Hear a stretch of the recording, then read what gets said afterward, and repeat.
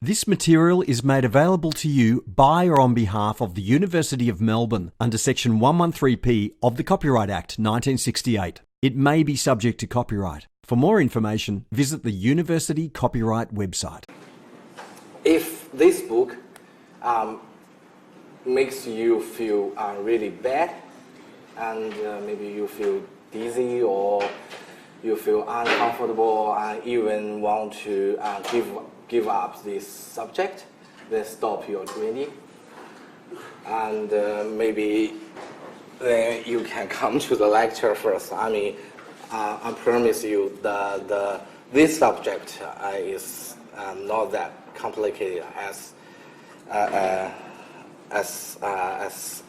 indicated by the book. Okay. And another thing is I received several inquiry about in regard with assignment 1. So here in the introduction description of assignment 1 it said a hypothesis or the market-based value. Actually, we do not assess the hypothesis or the market value. For assignment 1, we only assess whether you can find the data and give a proper explanation of the data. That's it. And but it is good if you can think about your hypothesis or think about your topic while you doing this assignment. However, that's not a compulsory requirement in assignment 1. And another thing is in regard with the format or template I gave in the tutorial. You don't have to strictly follow my template or follow my follow the format or in the examples. I mean, the reason why I give you the template is just give you an idea how you may organize the information of data and how to present in a proper way. And you are very welcome to create your own format and to create your own style. I mean, what Anne gives you is just give you an idea. So it's like something you have to cover. However, the way how you present the information is up to you. Okay. And all right. This is if you can go to the poll everywhere, and I'm not sure whether we need some additional in-person consultation during the semester. And if you think, okay, you need one, or you need one every week or every fortnight, then just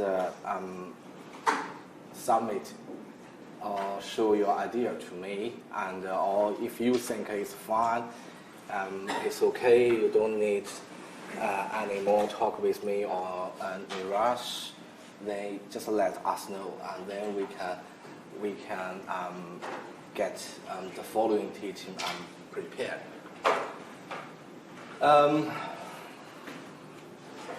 Okay, then I think probably we can start today's lecture. So today's lecture is about the fundamental model of house price. And then and also we will cover a little bit about the time series data analysis. So we can see these types of data everywhere in the newspaper, in the media, or talk about the trends of house prices. Then after this lecture, probably you can also think about when we talk about time series data, we will think is there equilibrium. Okay, so or is there dynamics, and is this data reflects the long-run situation, or it reflects the short-run situation or condition? So this is the content we are going to go through in today's lecture. First, we will talk about the concept of fundamental model, and then how can we use the fundamental model to understand or to read the price elasticity of supply. And then we will cover a little bit or a briefing of the time series data. So the fundamental model, they are based or come from the concept of stock flow model, which is treat the market as a system. So in the previous lecture, we have learned that in the market, we have the price, we have the quantity of products, and then there is a line for or a curve for supply and a curve for demand. So the stock flow model, they regard the market activity as a system. So it's like there are three parts in the system. One is the producer. One is the producer who provide or manufacture the products, and then there is a product stock, and there is a household or consumer. They consume or buy the stock. And also in the system, there are some filters or taps who control the flow in and flow out amount. One important filter is the price. Okay.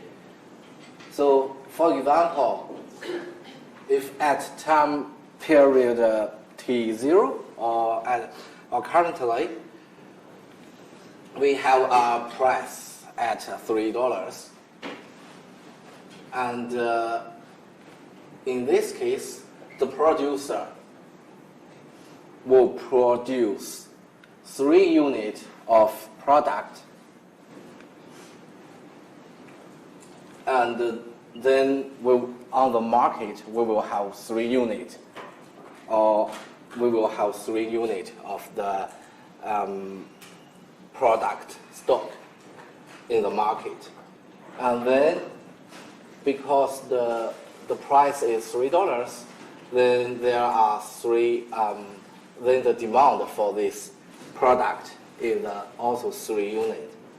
Then the household or the consumer will consume all the stock in the market. Then the market is clear.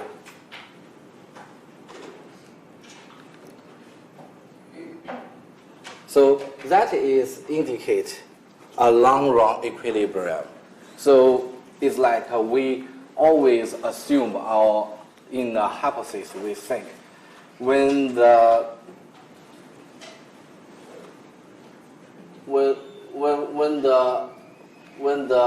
stock amount equals the supply and equals the demand, we can find the market can achieve the long-run equilibrium.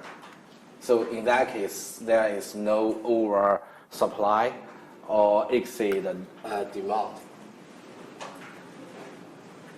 Then we can derive a hypothesis is that the stock, they really from the flow out side, we can see we can have this kind of hypothesis is the stock related to the product price and the demand. Okay, and from the flow in, side, the stock related to, again, the price and the producing amount. So that's what's the condition and equilibrium. So then let's see another situation where in the time period T0, the price is not $3 anymore, but $4. Then in the stock flow system, so how much will the supply be? At $4. So the price going up, then the manufacturer or the producer, they will say there are higher profit. Then it may drive them produce more product. So they will produce 4 units of products. And then on the market, we will have 4 stocks. On the demand side, when the product price is $4, probably they won't need that many of product, or they cannot afford such amount of product. Then the demand for this product decrease to 2.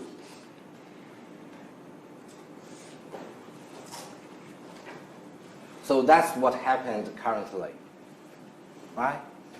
And then the equilibrium of the market is not consist anymore, because we have 2 units of product remain in the market, and this stock will stay to the next period, or maybe next month or next year. Okay. So, and this is an information. Then the producer grab this kind of information, and the market have this kind of information. Then what happened? What will happen? Then the price will drop in the next period. Maybe in this case, it will drop from $4 to $2, right? Then, because the price drop, the marginal for the producer or for the manufacturer is decreasing as well. Then they decide to produce less product in the next or T1 period. So $2, then they decide to produce 2 units of product. And then in T1 period, the stock will be 2, which is from the last period, and 2, which is the new produced products. There are 4, right? And from the demand side, because the price going down, or because there is a lower price, then more consumer will go for this product. So at a lower price, the demand increase. In this case, increase to 4. Then they will consume all the stocks in the market and then achieve re-achieve the equilibrium of the market. Oops. So that is how, I mean, the stock flow model just give us or simplified how the market works. From the long run perspective, there should be an equilibrium. However, in the short term perspective, the market could not achieve the equilibrium. However, the equilibrium will drive the market move to the long run equilibrium or to the stable status. And this is why we can see a lot of sessional sales in the supermarket or outlets. So what they do, they just selling out the stocks or the that accumulated from the previous periods and trying to achieve the equilibrium of the market or make it even and get a new start for the next period. So what the stock flow model tells us is that the short run dynamics can be adjusted by the long run equilibrium. So although if we cut the time period into pieces of time intervals, at each time in a short-term intervals, the market is move away from the equilibrium. However, from the long run period, from the long run perspective, there is always a stable state that control the market moving too far away from the equilibrium. Okay, this one thing the model tells us. The second thing is that it tells us there are temporal interconnections between the fundamentals. So because the stocks, the current stocks, may relate it to the remaining stock in previous period, and the price will also be related to the previous period. So there is a temporal interconnection between the variables or the fundamentals in this model. So in that case, how does this model apply to the housing price or the housing market? So in the flow out side, we see the housing stock, which is HS. They related to a function of price and demand. And in the flow in side, the housing stock changes. So that is, or maybe we can call it a new housing stock. The housing construction, or they relate the changes in housing stock. They related to the housing price, the construction cost, or other information that are related to the construction activities. And minus the depreciation of houses.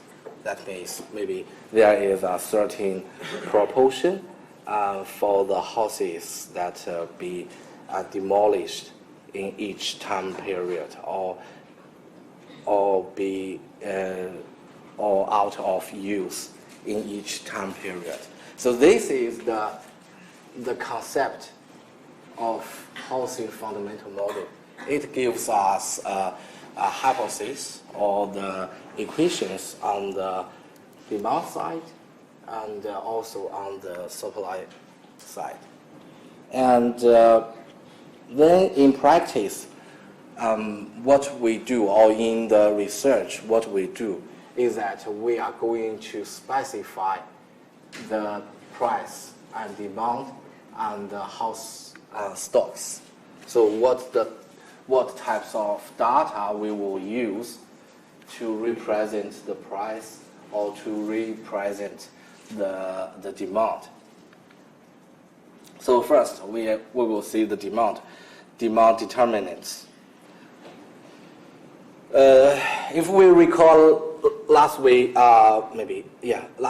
lecture, can you remember what are the two basic factors that determine the demand?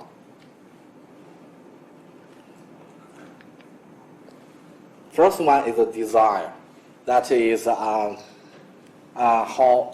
do you want this kind of product, or how do you want to own a house? Okay, and this always be represented by the population scope. So it's like how big the population is. That means, okay, they are probably reflect how much the demand is, the demand for houses, and how can we define the population scope? We can define the population by the ages. So if we are going to say the occupied use, the demand for occupied housing, then we will think maybe the biggest group is the first home buyers. So normally we regard this around 18 or 15 to 45. So this is the age group or age bracket of people who would like to buy a house as for living. Okay, or we can define the population scope according to the region. For example, people in Melbourne, a population people in Melbourne, people in Sydney, etc. And also we can define the population by the purpose. So in regard with purpose, normally we have two purposes. One is for, as we just say, for living, and another is for the investment. And sometimes, if we cannot find the population, sometimes we may use the mortgage amounts. So in the ABS, we have that kind of data, which recording the volume of mortgage for house mortgage for occupied purpose and or for the investment purpose, and also here for the tenures. So it's like whether you own the house or not. And the second factor that influences the demand is purchasing power. So it's like here it indicates the scope of how many people want to buy a house, and this one indicates the scope of how many people or how big is the population can afford or can actually buy a house. So normally we use the income. And again, when we define the income, we define the income according to the age groups, the region, or certain statistic types, or real income, or deposit income, or income exclude non-housing expense or weekly income, median income, average income, as such. Okay, and then here are the examples where we can find those data in the ABS, as for example, demographic statistics. It gives you the population. I think it's in different states, and also the income, household income, and that's the personal income, weekly income. They all records the related information. And also don't forget the census. The census, it covers all the aspects of the population and the income. Then the second fundamental in the model is the price. Okay, so here the price, we talk about the housing price.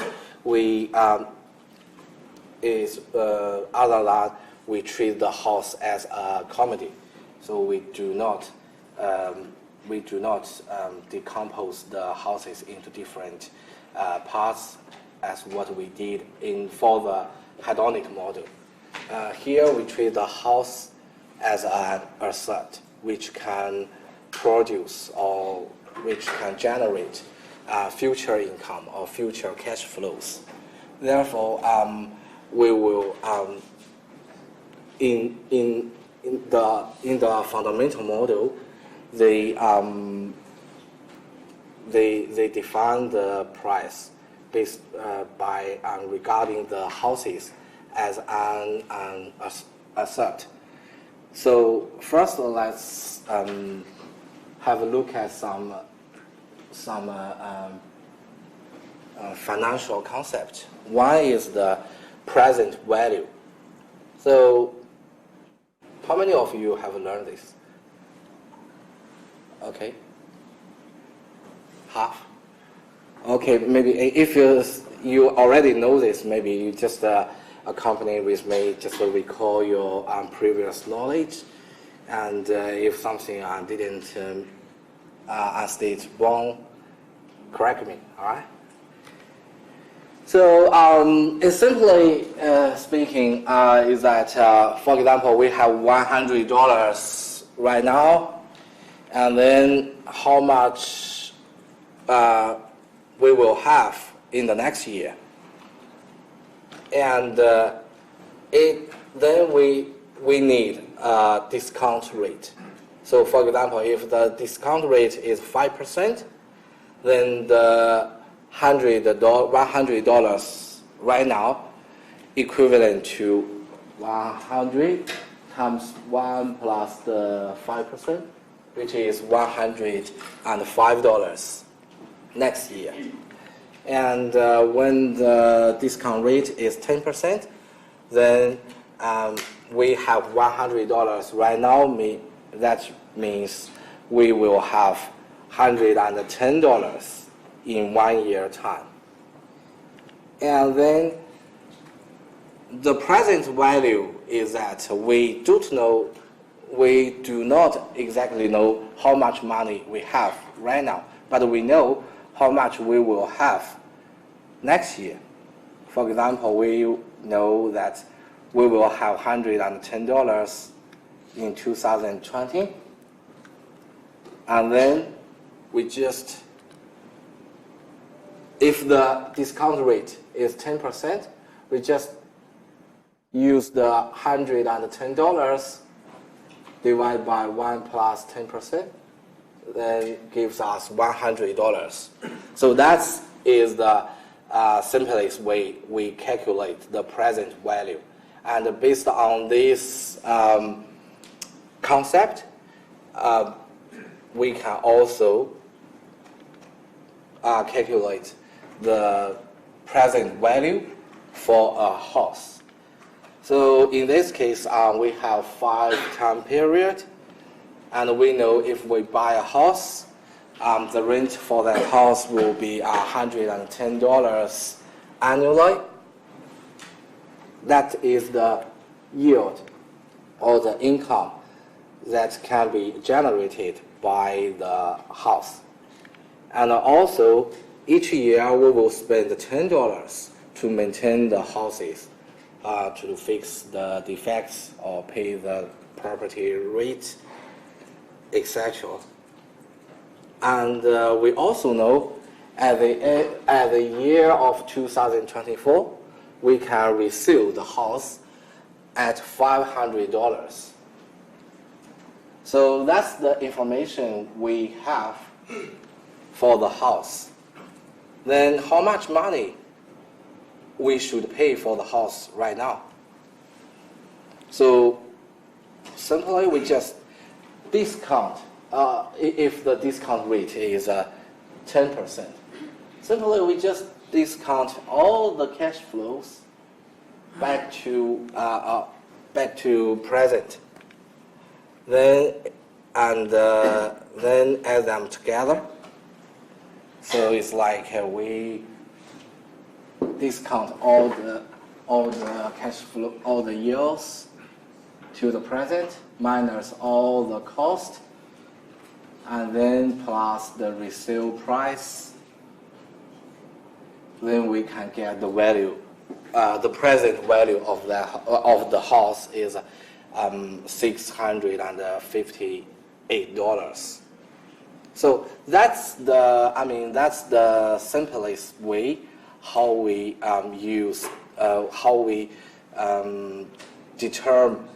determine house price when we regard the house as an asset.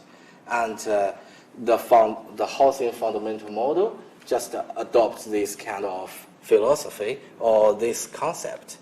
Then we can have the house price that's related to the yield, the housing cost, the discount rate, and also the expected price, which is the resale price or the price that can be sold in the future. Okay? And in the yield, normally we can use the rent. So we can collect data for rent, maybe, and also we have the we use the mortgage to represent the cost. So for that we have two types of data. One is the mortgage rate, so which we considering the cost as a proportion of the house price or the house value, or we can collect the real cash payment for mortgage. And also in regard to discount rate, this is the from my perspective, this is the most complicated one, because there is lots of debates and issues. So you may use the cash rate, which is you just think the discount rate is the interest rate or the nominal interest rate. Or you will think, okay, I'm buying this house to get the minimum or the average return for investment. Then in that case, maybe you can use the capital market rate. All these rates you can find in the Reserve Bank of Australian website. Okay? And also, if you think you buying house is going to hedge the CPI or hedge the inflation risk, maybe you will use some like the risk-free discount rate, which normally we can use the long-term treasury bond or long-term or 10-year or 3-year government bond rate to represent that is a risk-free interest rate. Okay? And what are missing in this picture? Any final opinion?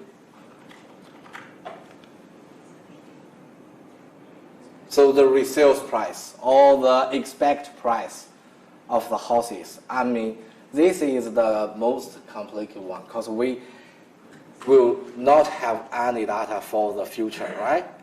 So in that case, normally, that's why we use time series data to specify or to estimate the housing fundamental models, because we can predict the future value or the future price based on the historical data or based on the historical prices.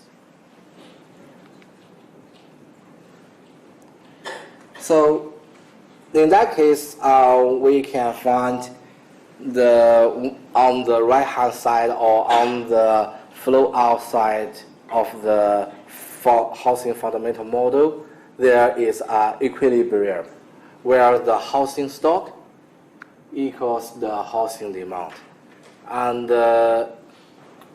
which can be illustrated as this. And from this equation, we can derive that the house price is related to the population, to the income, to the rent, mortgage rate, interest rate, and housing stock. So this is one formula that's derived from the housing fundamental model. The equilibrium, it reflects the housing market equilibrium. And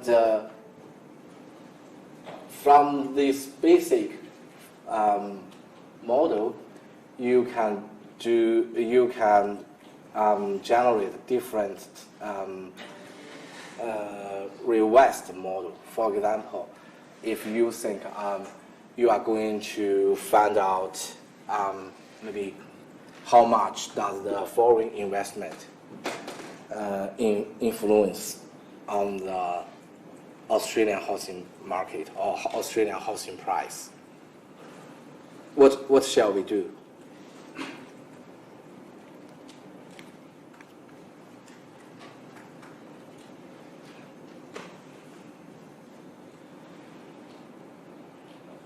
So in that means,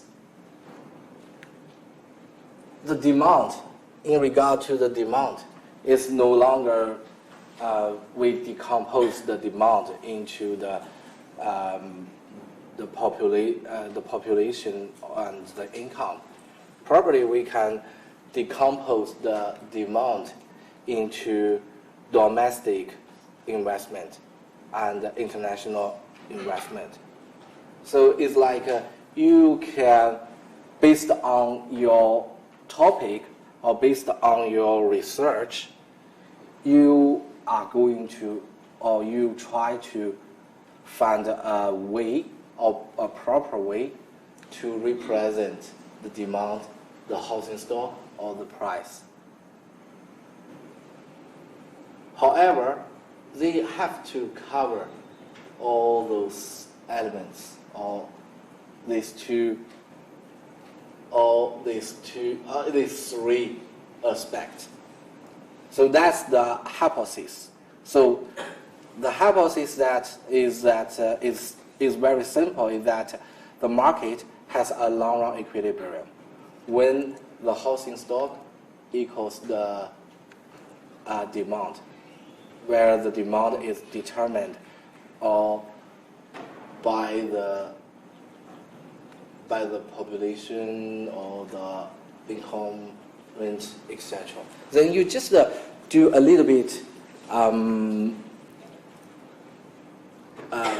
improvement based on this fundamental model. Okay, so when you think about your hypothesis, when you think about your topic, you cannot just create an equation like, okay, I would like to test how much does the foreign investment influence the house price. Okay, then in your equation there is only two variables. One is price, one is investment. Then we see, oh, how much is the correlation? Because the hypothesis might not right, because the price not only determined by the foreign investment. So if you are missing some variables, then your analysis or the results of your analysis is not that correct. Okay?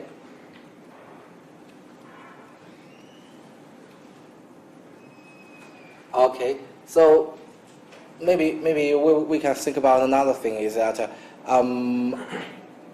if you are going to find out how the effects of overseas students, the number of overseas students, or the number of migration to the house price dynamic, or to the house price in Melbourne, what shall we find? So in that case, maybe the population, we will decompose the population into, okay, so the domestic residents, and the international residents, or the migration residents. Then we can calculate what's the relationship or what's the effects of the international migrants on the house price.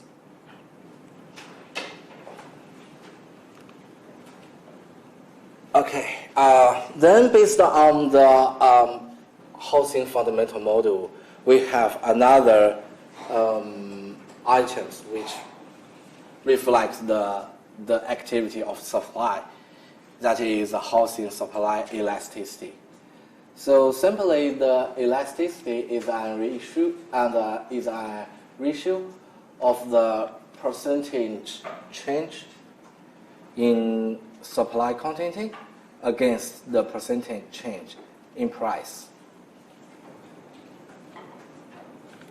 So this ratio reflects how sensitively or how quickly the supply or the construction respond to the dynamic in the housing market. So if the ratio more than or equal to 1, we see the supply is elastic to the price. That means, okay, normally we will regard this as an efficient market, because the supply can receive the information quickly and respond to the changes or adjust its producing or its development activity efficiently to the changes in the market. However, in the reality, the issue is normally below 1, because we know the construction of houses, it takes a long period, right? Normally 7 or 8 months, even regardless other aspect. So the supply market can only respond to the market currently with a certain temporal lags. But this ratio reflects other than the price fundamental model. This house supply elasticity, it reflects the dynamic patterns of the market. Is that how the supply or how the housing construction company they respond to the dynamics that occurs in the housing market. So here is an example. So for example, in time T0, when the price is 3 million, then we have 3 houses on the market. And then there is a change in the demand. When the demand goes up from D0 to D1,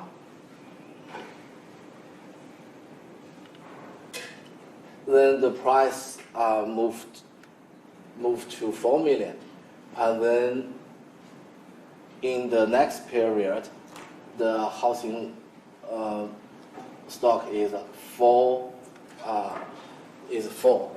and then we can calculate the elasticity is 1 divided by 3 times 100, which is equals 1. So in that case, we use the aggregate housing stock to calculate the elasticity. So normally we can collect how many dwellings in certain region, and then we in this time period, and then we collect the dwelling numbers in the same region in the next time period, and then we can calculate the elasticity. However, I mean, this housing stock is not published so frequently. We can get this the accurate data or information we can get is from the census, which is every 5 years. So in that case, if you are going to use the housing stock in your supply elasticity model, then you probably have to collect the housing stock for a certain period through the census data, and then you estimate the following data by yourself. Okay, so for example, based on the 2016 census, we know, okay, there is a 1 million dwelling in Melbourne. Okay, and then we know the housing or the construction completion in Melbourne is 1,000 quarterly or monthly. So based on these 2 types of data, we can estimate the housing stocks in Melbourne, the quarterly housing stocks in Melbourne, based on, by adding the new construction completion to the housing stock, original housing stock. So that's why when we do these types of research or analysis, we will focus on the housing stock changes. Where in the model, we think the changes is related to the house price, to the construction activities, and the depreciation rates. So where the construction activities maybe can represent by the construction cost or the input price for housing, and also the financing cost. So it's like how much money a company have to pay if you borrow money for their projects. And again, the population, the income will decide how much, decide the depreciation rates. And from that, we can generate the changes in house price will related to the housing stock changes or the new construction and the construction cost, financing cost, population income, etc. And this gives us another way if we would like to identify some effects or relationship that's related to the supply side of housing market. Okay, then so I just before we have the break, I just spend some time to recall the four theoretical model we have talked about. So first is the hedonic model, right, which we decompose the price into different parts or different aspects, and then we try to find the data to represent each categories. And then we have learned the affordability. Then where the house price we regard the house price will relate it to the income, the rent, the mortgage, the living expense, etc. And also from the housing fundamental model, we can see the price related to population, etc. And the changes or the dynamic price, house price, relate to this kind of factors. So can we see any difference between these two models and these two models? So think about if you are going to use one of these models, what types of data you may collect, or what types of problem or issues you are going to address.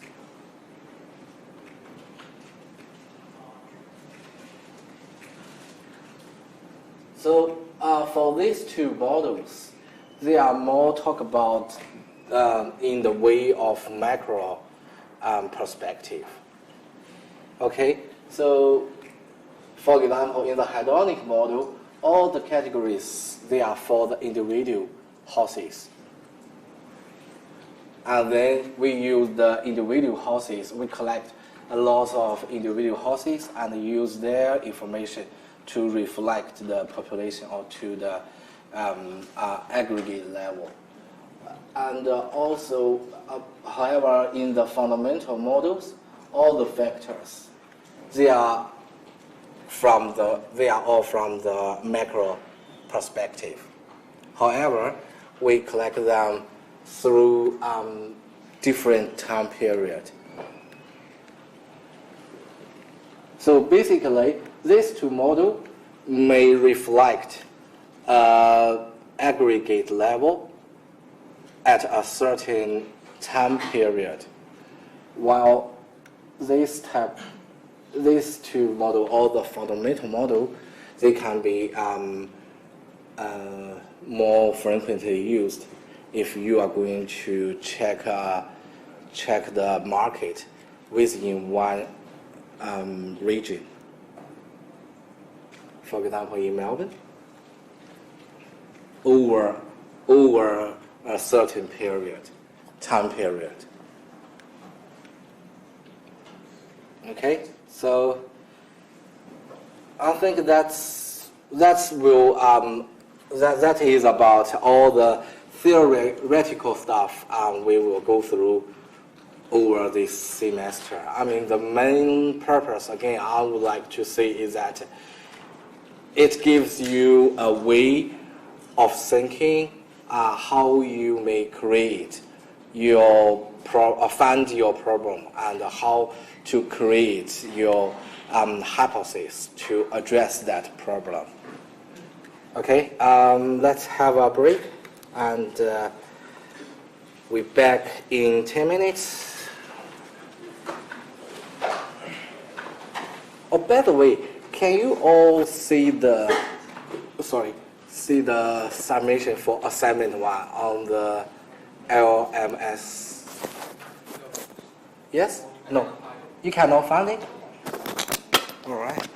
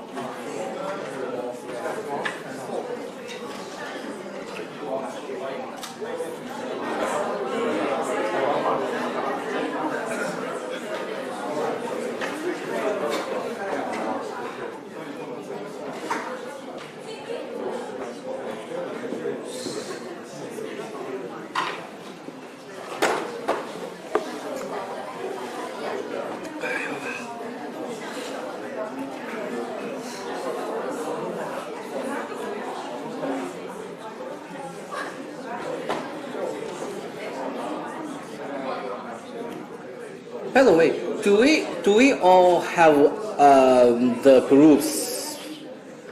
Do we all have the groups? I mean, create your groups or find your group members. Sorry? Haven't. Did anyone want to adopt her?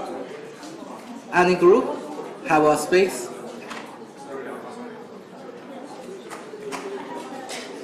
Yeah, you too? Okay, that's great. So I mean, I'm sorry, I couldn't make it on the LMS for the group registration. So I'm thinking probably we can do it through my personal like the Dropbox. So probably I will make an announcement and send you a link for sharing the documents on the Dropbox. Then probably you can register the groups through there. I mean, I'm apologize because I'm not so familiar with the LMS functions. Because I asked some previous staff, they do not know how to create the groups in the LMS. So, and there's no IT staff can help me resolve this. Probably, I'm thinking maybe we just create. I just create a document on my Dropbox, and then I will send you the sharing link through your student email. So please do check your student email, and then probably you can register the group there, and then submit your presentation or the poster into my Dropbox, and I will definitely keep your information safely, and I will delete all the stuff when soon as we finish assignment 2. Okay, so any student have any issue about that by using the Dropbox? If silence, I just automatically take you are happy with that. Okay. So the information what I need probably just your student ID, your name, and your student email address. Okay, so probably there will I won't need any other personal information for that from you guys.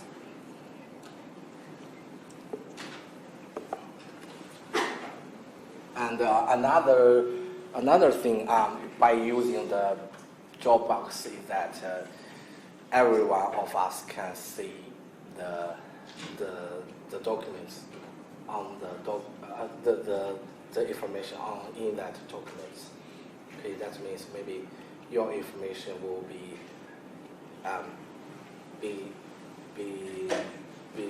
read or known by other students. But I promise will be only the students in this subject and mainly Niraj and Purish. There will no external person will get through the information. Okay.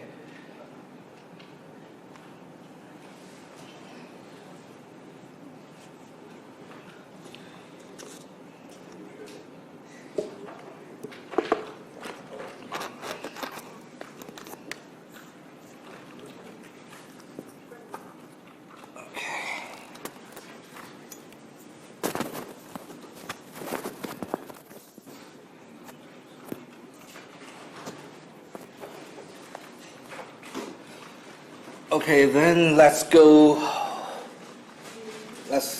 on today's content. The second part, we will cover some briefing of the time series data. The thing is that the content of what I'm talked here and the cross-sectional data, what I talked in last week, we will have more detailed discussion in the following weeks. The main idea here, I mentioned this, is just give you a general idea what the time series data is and what the possible or potential method we are going to use in the future. And then probably you can get some preparation or start to think about your topic while you know the key features of these two types of data. Okay, so the time series data is that, for example, in the population, we collect the sample, which are five. We collect 5 samples, and each sample they have a value. Okay. So other than the cross-sectional data, each of the samples, they will have another dimension, which is indicate the time period where the value occurs. For example, here, this one is 3, which occurs in 2001. So then if we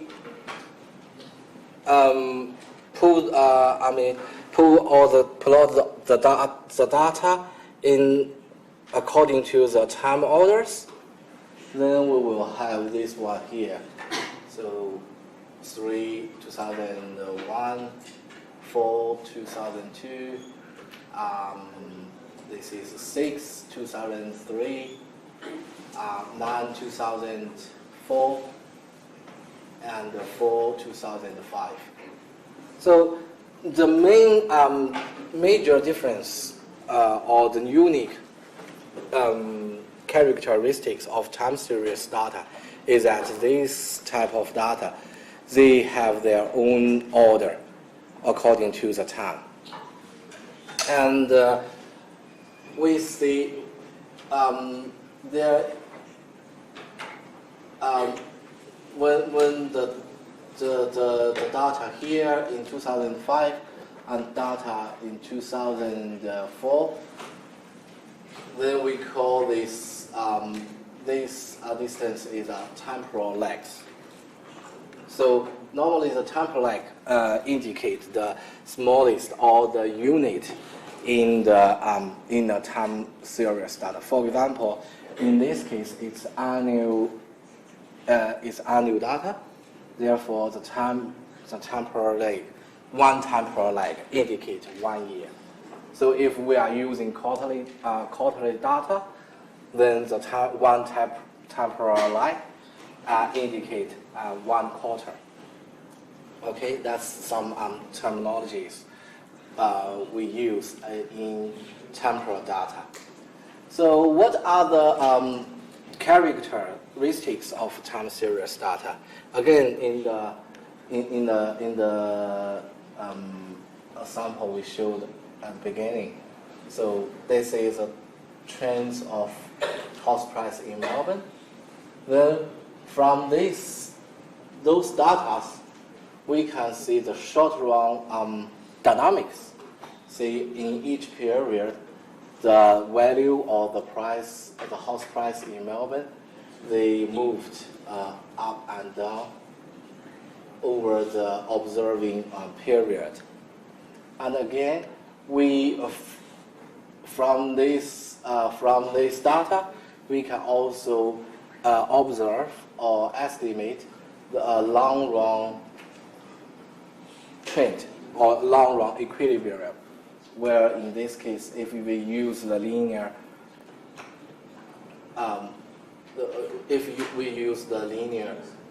relationship, we can find that there is a long-run trend for Melbourne's house price going up like this. Okay, so that's what the two things we can generate or we are going to explore by using time series data. That is, what is the long run condition? Is there an equilibrium from the long run perspective? And what are the dynamics? And how does the dynamics occurs or be influenced? So for a single time series data, from the short-run perspective, it has autocorrelation. As we just mentioned, most of the time series data, they are correlated with the previous values. For example, the present value or the current price, house price, it may related to the price in Q1 or maybe the last year, the year before last year, or even the 2 years before last year. Okay, so that's the unique characteristics of time series data. Because of that, we can use these characteristics to generate a function. It's like, okay, PT equals function or combination of previous values. Then based on that, we can forecast the future value of P just based on its own historical values. So it's like if we are going to predict the house price, simplest way, we just collect the price in the previous time period, the longer the better, and then we based on its own value or own price, we can estimate this model or this equation. And then we use this equation to do a forecast or to simulate the futures value of the price or the futures trends of the price. I mean, again, that's, we can do that. However, it may not give us the most accurate prediction, okay? However, it can give us maybe a general idea whether the price will going up or going down in the future. And what caused the autocorrelation in the time series data? There are three sources. One is internal correlation, which is autoregressive. We call this in econometrics. That means the theory itself has this kind of relationship. For example, as we mentioned in the housing stock, right? The current housing stock is related to the housing stock in the last period, right? So it's like, for example, there is always a 20% of the housing stock that will be remain to the next one. So then, in that case, the housing stock it will related to themselves because it has that kind of information. Another source for the autocorrelation is from the integrated filters. So although, again, that's an internal correlation. That means the factor is not the theory itself, but some other factors. For example, maybe demand, right? Or maybe not demand. Demand is not a good example. Or maybe price. Okay. So because the housing price, it influences the housing. The housing price influences the housing stock, and the housing price influence are correlated with the previous value. Therefore, the housing stock they also related to the previous value. But maybe the housing stock itself does not relate to themselves, but because the house price is related to the previous value, and it related to the housing stock, then the housing stock related to their previous value, or the housing stock has that kind of autocorrelation. But still, the housing price is within the system. So therefore, it's also internal correlation. It's within the system, within the market system. And the third factor is some factor that's out of the system. For example, here the factor might be the demand, or maybe there is a population change because of the population, the current population related to the previous population, and the population related to the housing stock. Therefore, the housing stock really has the autocorrelation, or has the correlation with its previous value. However, the demand or the population is not within the market system. It's something outside or external, outside of the market system. So that we call moving average, which is the external factors. Or maybe here we can see interest rate is also some external factors. So all these three factors can make a theory or make the data has the autocorrelations. So that's for the single. That's from the short-run perspective, and also from the long-run perspective, the most widely discussed characteristics is stationary. That is to say whether the time series data has a long-run equilibrium. It has a long-run equilibrium. For example, in this case, there is a long-run equilibrium, and then all the data they moving around the equilibrium. So if in this case we see this time series data is stationary, and in some case the data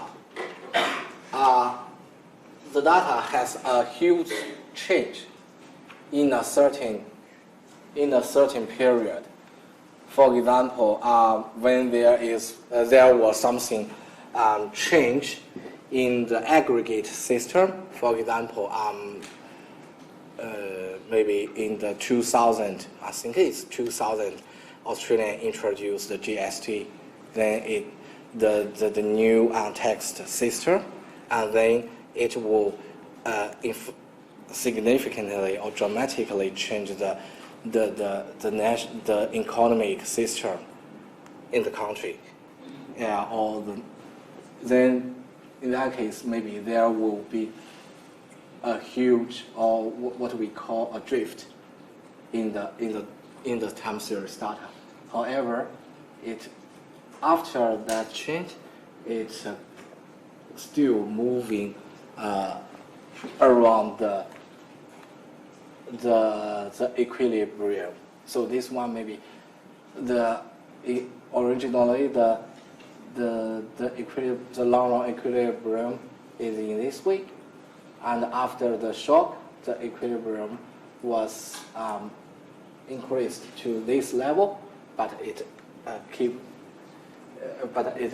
stable over the time period. And also we have another long-run equilibrium, which is the equilibrium itself has a time trend. So which is normally occurs in the housing market. So we see the housing price, they always going up, right? However, we will see we can't see there is a cap or there is an equilibrium that all the price will achieve to that level and then maintain evenly. But in this case, the price will go along with a certain or with a fixed trend. The trend may be an increased trend or maybe a decreased trend. So this is the three types of equilibrium, or three types of stationary time series data. And we normally run the unit root test for the time series data before we do any analysis to see whether the data is stationary or not. So for the non-stationary data, what does that mean? It means the data move away from the equilibrium permanently. That means that is the data, the long-run equilibrium cannot control the data moving away from it. So in that case, if we include this type of data in our model or in our analysis, it will produce the unreliable results. And therefore, then how can we correct or how can we improve the non-stationary data? Then probably we use other difference. So for example, this is the time series data we have in our sample. Then that's the long-run equilibrium. Then we can see all the data they moving away from the equilibrium. Then we calculate the difference. That means we use simply we use the value in the later period minus the value in the previous period. So for example here, so the change in period, the change in price in period 0 equals P0 minus P minus 1. Okay, we got this one. And then we can calculate the difference. Then we can generate the difference of the data as a new data series.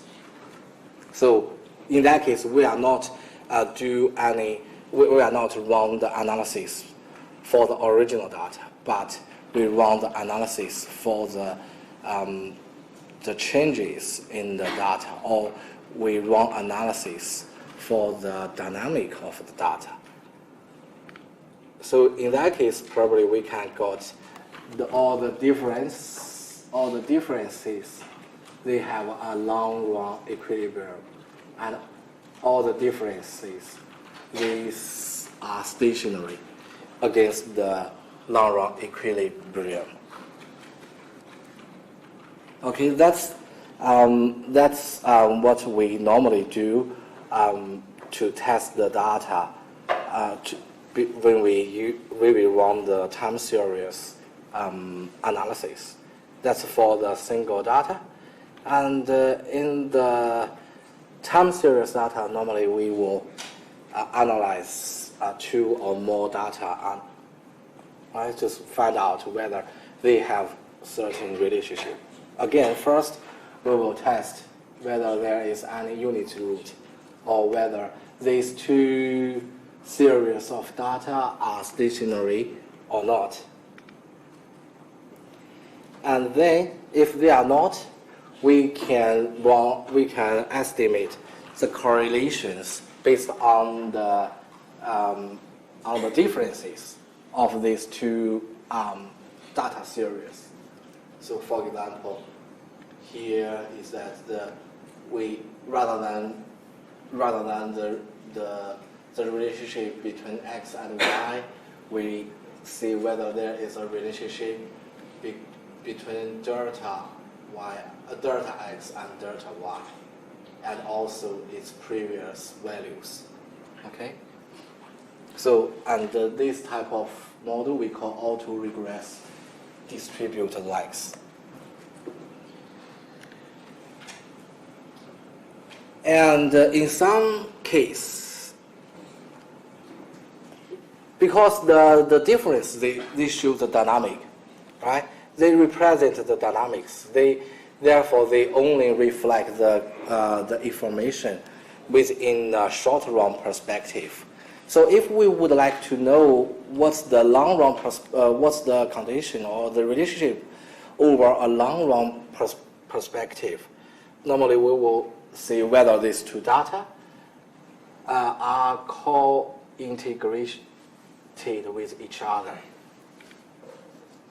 That means we know x and y, neither of x or y are stationary. However, the combination of x and y, they are stationary. So that means, or maybe we say 2x plus y, this type of configuration, they can generate a new time series data, which is stationary from the long run perspective. And then we can use this one for our modeling, which we call this error correction model. So simply is that we have x and y, and then we have the changes in y to changes in x, and also the combination of x, y, which may be a function of x, y. And then this model can estimate how the changes in X influence changes in Y, and also how is the long-run relationship between these two factors influence the changes in Y.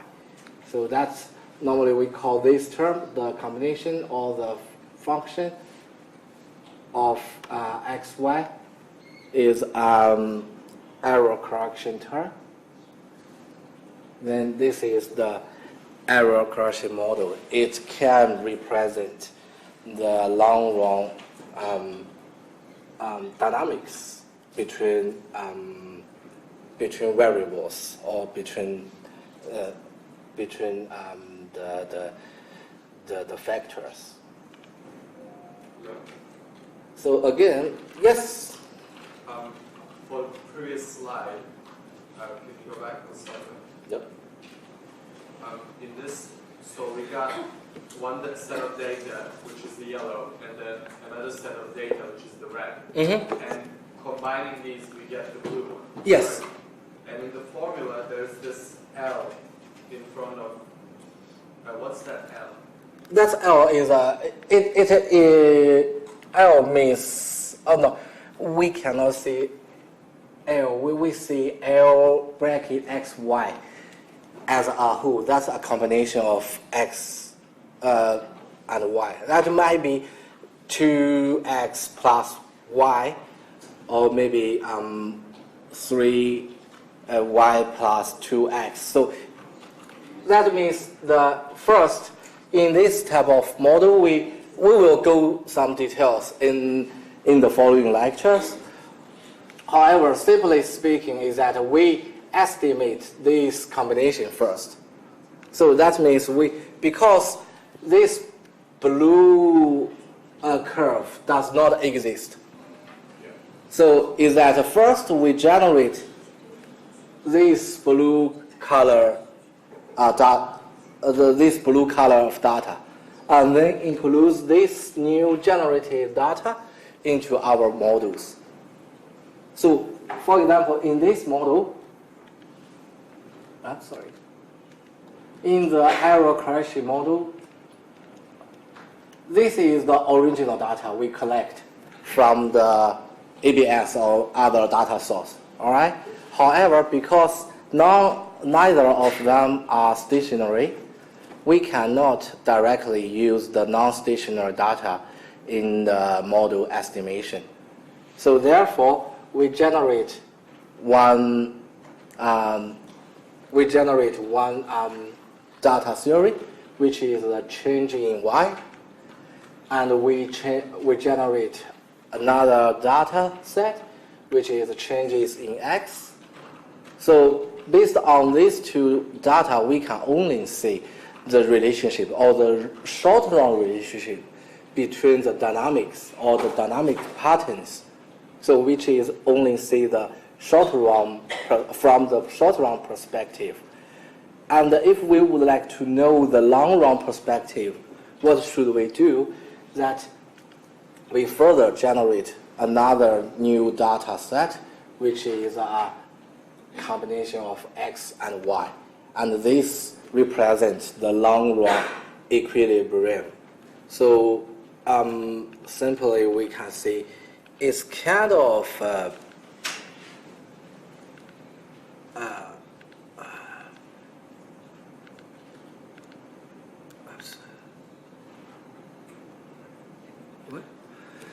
sorry, we'll just go back to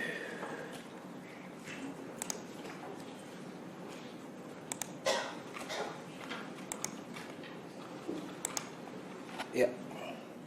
I think simply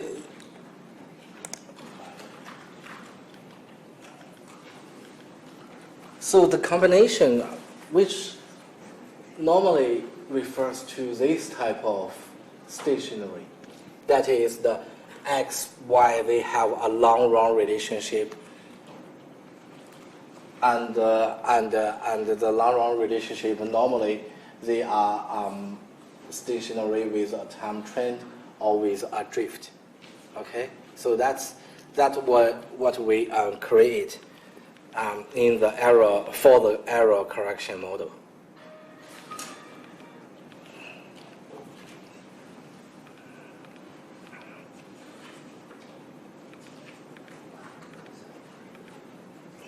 Any other question?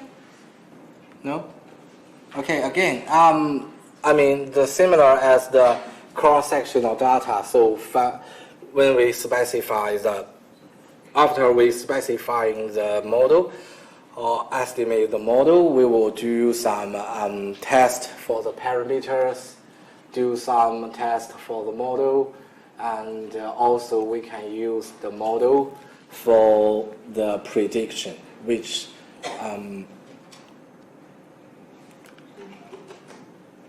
then that's the common procedure. We run time series data analysis. That is, first we collect the data, do the data investigation, see whether they are normal distribution, whether they are stationary, whether there is any auto correlations, and then we identify the model, see what are the parameters, which is the dependent variable, which are the independent variables, and then we choose a model. So are we going to use the are we going to use the distribute like model, or are we going to use the error correction model, etc. And then we estimate the model. We test the model, we interpret the model or explain the model, and we can use the model for some prediction or to see the accuracy. So with the prediction, we can comparing the prediction with the real data or real value to generate the predict or the model accuracy. Okay, and then if we find any problem, we can go back and rerun the procedure again. Okay, that's what we do. And of course, the time series analysis not only can do this kind of stuff. So, for example, we can use the multi-variables. We can pull the time series through various sections. So that means we not only run the time series model for Melbourne, probably we can run the time series model for each of the states at the meantime, and we can of course calculate the short run and the long run. And if we run the model, the time series model for different regions or for different sub markets, etc., then we are running like a panel regression model. So which probably we are not going to discuss in this subject. And also we have the vector autographic model, where the correlation is two direction, because most of the regression model we have only one dependent variable and one dependent variable as one or several independent variable. Okay. However, in the vector auto correlation model, so for example, we have two variables. So they can be the x could be the independent variables in the model of y, and at the meantime, the x could be the independent variable for itself. So in that case, we are finding the relationship in two directions. We not only test how x influences y, but also how the y influences x. And also we have the vector error correction models, and which is the same. The influence is two direction. And probably, I mean, maybe we are not going to use this type of models in this subject. However, I just want you guys know that what we can use the time series data for. Okay. Okay, that's it for today's lecture. Thank you very much for your attending. Any questions before you leave? No. Assignment 1. Yeah. In regard with assignment 1, again, I would like to say the template I give you is just an example. You don't have to strictly follow my template. Okay, and also in regard to the feedback, just for the assignment 1, I'm happy to discuss with, and also Niras we're all happy to discuss with you guys about assignment 1. However, there is only one thing we could not do, is that you send me your copy and ask for some feedback. That we cannot give you that specific feedbacks. So, I mean, just for the fair of all the students, we can only give you the feedbacks for your specific assignment or writing after your submission. Okay, you are welcome to discuss with us about the assignment. However, please do not discuss with us based on your writing. Okay.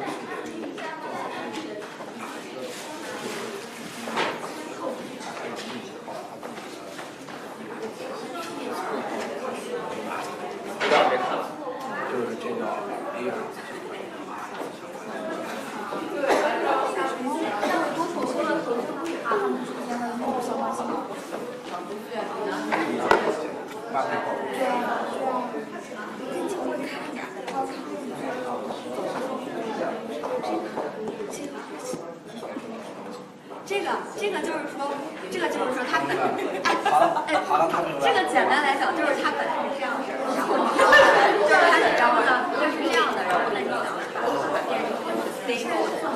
因为论文老师说最好可以用你今天新教的这个，你论文就是CCS。你等一会儿说，我先把这门课弄完。啊不，就是你今天上课教的这个方向，我想知道，比如说就是这个样做是吧？对对。他说要去判断它是不是 stationary。对。那我怎么去判？怎么用 Excel？ 我们下周会教 Excel 做不了。就用一个专门的软件。对，我们下周是教第5周。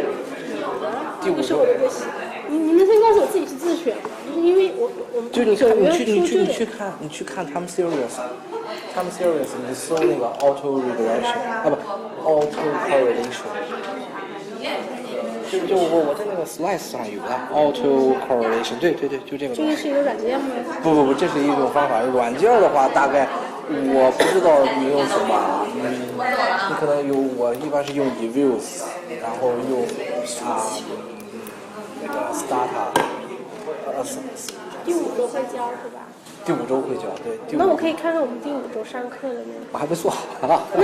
那是不是就是说，比如说我要判断那个income 对 house price 的影响，那我要判断这个 income 是不是 stationary？然后就每个。那比如说它某一年突然增高的那个，某一年它很不正常。对，那也算是 stationary 的。对，因为它 stationary 你是看整个时期嘛，它有一年突然增高，它那我想问这个 unit root 是什么 ？unit root 就是说它是不是 stationary？ 它如果是 stationary， 它就没有 unit root。它如果不是 stationary， 它就有 unit root， 因为它是实际上是就是同一个东西的两种叫法。对。那如果比如说我判断它不是 non stationary， 那是不是应该排除掉这个对法那个这个因素？就是因为它不是所有。不，它如果不是 stationary 的话，你就不能用这个原始数据去做分析。就像我后边也讲，就是如果它不是 stationary， 你可以去求它的 difference， 然后去就发现都不是的话，我就排除掉这个，就感觉是没有什么联系的。我很少有都不是的，就大多数是一阶的 difference， 它就都 stationary。我就发现他们 difference 拿那个 difference 来做 stationary， 他们是 stationary。对，然后你就研究他们 difference 之间的关系，就好比说你不是在研究interest rate 和 house price 的关系，你是研究 interest 变化。对 interest rate 的变化和 house price 变化之间的关系，就是这个意思。要对应的也是 house price 的变化。对，因为你不主要还是取决你看那个 house price 那个原始数据，它是不是 stationary。如果它那个就不是呢？对，它如果那个不是，你就都在这个变化上看它俩之间的那个影响嘛。对，同时我还是说，你看那个东西，你不可能你这个模型里边只有这2个，对，即便是你还要把那剩下那些就所谓的 fundamental model， 就是说那些 fundamental 就是说。不可能，它有的 stationary， 有的 non-stationary。对，你就是说你要看出来嘛。你比如说一上来你做 time series， 你都要先这样做，就所有的数据必须都是得在 station， 在这个基础上，对，才能做。那我可以，比如说我一个公式里面那些贝塔，有的是 differences， 有的是就是像你刚刚说的，我第一阶算就。我们得出去，他们下节有课。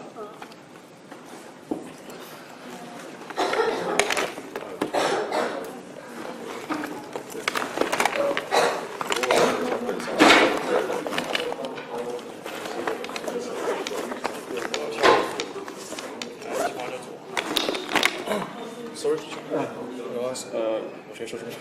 说，谢谢。就是那个，因为你之前选的，你授课的时候选的那个3和1的那个例子嘛，然后他基本上收的那个，你是从他一整个大项，你是从他一整个大项，比如说你就选的这一整个那个 housing 那些这 costs， 然后它里面那些那个 attributes 和那个 subgroup 都是一样的。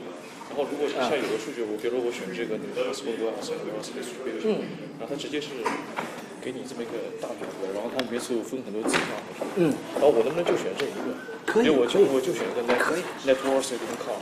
可以。因为它别的 attributes 都不一样。这个可以。咱们出去说吧，他们那个12点。